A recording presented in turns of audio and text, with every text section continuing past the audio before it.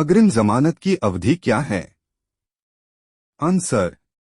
भारत में अग्रिम जमानत की अवधि कानून द्वारा स्पष्ट रूप से परिभाषित नहीं है और मामले की परिस्थितियों, विशिष्ट अदालत के फैसले और क्षेत्राधिकार के आधार पर भिन्न हो सकती है। दंड प्रक्रिया संहिता 1973 सीआरपीसी भारत में अग्रिम जमानत के लिए कानूनी ढांचा प्रदान करती है। सीआरपीसी की धारा 438 के अनुसार अग्रिम जमानत चाहने वाला व्यक्ति जमानत के लिए उच्च न्यायालय या सत्र न्यायालय में आवेदन कर सकता है यदि उसे उचित विश्वास हो कि उसे गैरजमानती अपराध करने के आरोप में गिरफ्तार किया जा सकता है।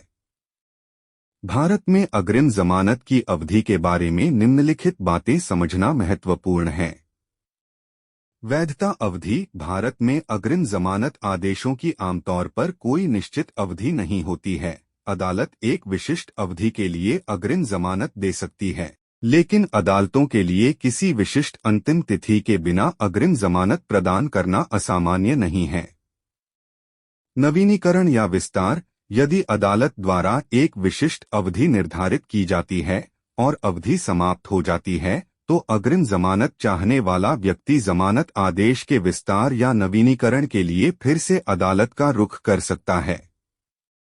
शर्तें। अदालतें अग्रिम जमानत देने पर शर्तें लगा सकती हैं और अभियुक्त को इन शर्तों का पालन करना होगा। इन शर्तों का पालन न करने पर अग्रिम जमानत रद्द हो सकती है। रद्द करना। यदि शर्तों का अनुपालन न करने का सबूत हो या ऐसी बदली हुई परिस्थितियां हों जिनके कारण ऐसी कार्रवाई की आवश्यकता हो, तो अदालत के पास अग्रिम जमानत रद्द करने का अधिकार है। समीक्षा। परिस्थितियों में बदलाव या नए साक्ष्य के मामले में अग्रिम जमानत चाहने वाला व्यक्ति या कानून प्रवर्तन एजेंसी जमानत आदेश की समीक्षा का अनुरोध कर सकती है।